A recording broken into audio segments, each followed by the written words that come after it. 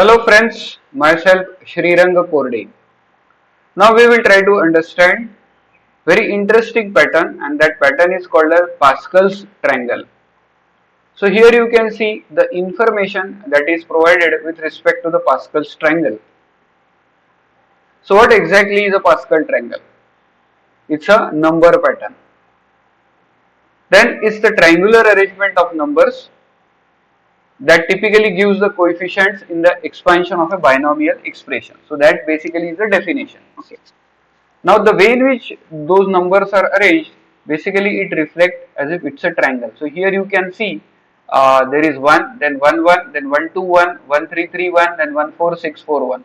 Now how this basically triangle is formed? So to build a triangle, you basically start with 1 at the top and then you basically continue placing the numbers below it in a triangular pattern. Now how do you basically place that? Okay, so the important point here is you are going to add. That means now here as shown in this diagram, you will see 1 plus 3 is 4. Similarly, if you see 3 plus 3 is 6, then 3 plus 1 is 4. Okay, and then obviously here 1 1 1, that is what will anyway happen. That's not an issue. Similarly on the right hand side. But the point is with respect to how do you place below. So those people who are interested to know more about it, several things about this particular Pascal's triangle, they can find it at a pretty interesting site, and that is mathsisfun.com. So here this is where, and I have basically taken this information or this diagram from that basically site. So those people who want to study, they can always explore more about Pascal's triangle, its properties and things like that. Here our focus will be on how do I draw such a pattern using obviously C program. That is what we want to do. So to do that, now let's try to go to the Visual Studio Code and we can basically develop this.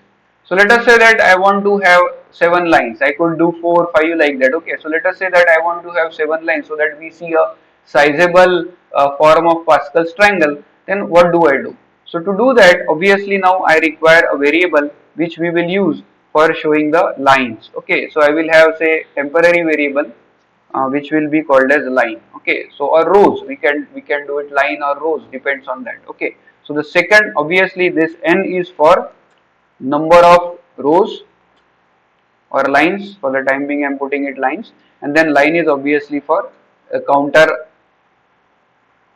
counting lines. Okay, so essentially it's a counter. Okay, now here we are going to rely on an equation, and that equation I will tell you why, because there is some mathematics involved into it, and it's not like the other patterns that up to now we had drawn. Here there is some relation between the way in which you calculate, and I told you essentially you are going to do the summing. That means now you require that approach of computing that sum using the two numbers in the earlier line or above line. So to do that, we are going to use a variable, and basically we will use say basically I will call it as temporary variable, and I will consider it as C. Okay, and we will use that C appropriately. Okay, so now I will have the loops. So let me just draw the loops properly. So I will start with line is equal to 1, that means it's the first line, and then obviously line less than equal to n. Okay, and then I line plus plus. So here we are controlling the number of lines, so no issues here. Now I told you like this is where you need to do that calculation. Okay, and that is where I am going to use C variable. So C is essentially used here. So every row, and why is it like that? So let's go to the diagram.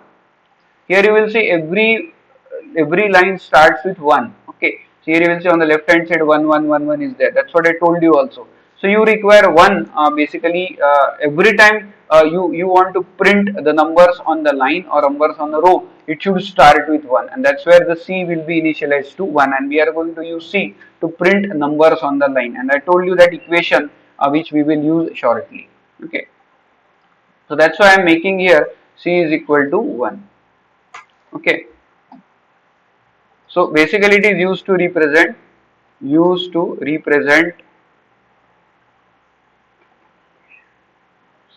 C, that is line I, for ith line, for a line essentially, for a particular line. Okay. So having initialized this, now comes the, we want to have another loop which will actually print the line. Okay. So I will use the temporary variable I here for that. So let me just use I. So I will have I is equal to 1. Then how many I will obviously will be less than equal to line. And this, I think we now know, we have solved so many problems up to now. So here you know that this is first line, this is second line, so third line, that means those many element as per the line number. So the same thing can be reflected using I less than line. Earlier we used whatever j and all that. Okay, so that's not the issue now. So line and then I plus plus.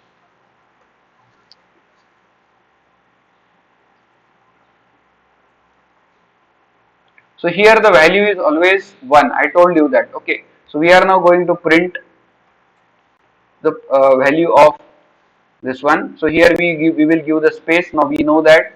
So we will give the space here of say 4 and we can play with it later. Right now that's not the important point.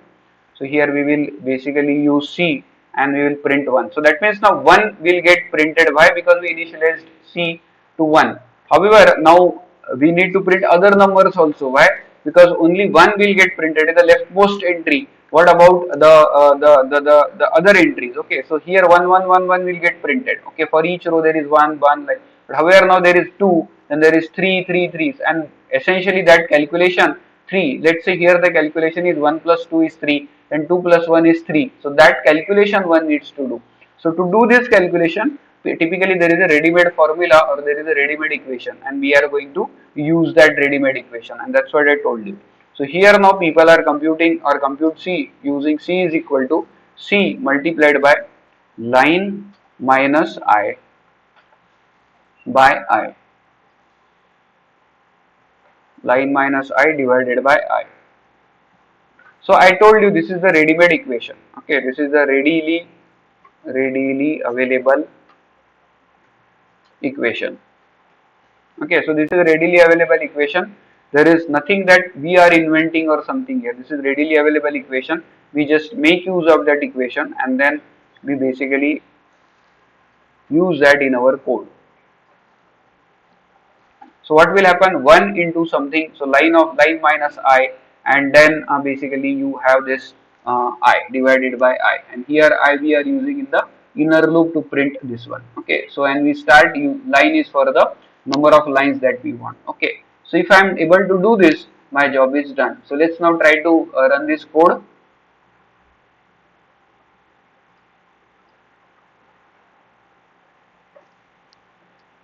Yeah, so we are able to get this answer. So you will see this 1 1, then 1 1 1. That means you can always play with this placement. Right now I didn't play with the placement because now you know how do you control spaces and all that. So right now I didn't play with these spaces. Okay, so though it is not looking exactly like this, but essentially you will see this 1 1 1. All that thing has come. We can play with the spaces later, or that can be homework. Rather, I will put it as a homework. Why?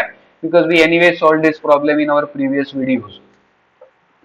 So let's go here and you will see this 1 1, then 1 2 1 1 3 3 1. So now you can find 1 plus 1 sum is 2, then here 2 plus 1 1 plus 2 the sum is 3, then 2 plus 1 sum is 3. Similarly 1 plus 3 the sum is 4, then 3 plus 3 sum is 6, then 3 plus 1 sum is 4, then 1 plus 4 is 5, then 6 plus 4 10, 6 plus 4 10, then 4 plus 1 5, then 6 here, then 10 plus 5 15, 10 plus 10 20, 10 plus 5 15, and then 5 plus 1 6, and then obviously the 1. So that's the way typically you get the Pascal's triangle. It is a very interesting thing. Here obviously using programming we control number of lines, we control how basically each line will get printed, so that we control, and obviously we rely on a readily computed or readily available equation. Using that you can basically print the Pascal's triangle. I hope you like this video. Thank you.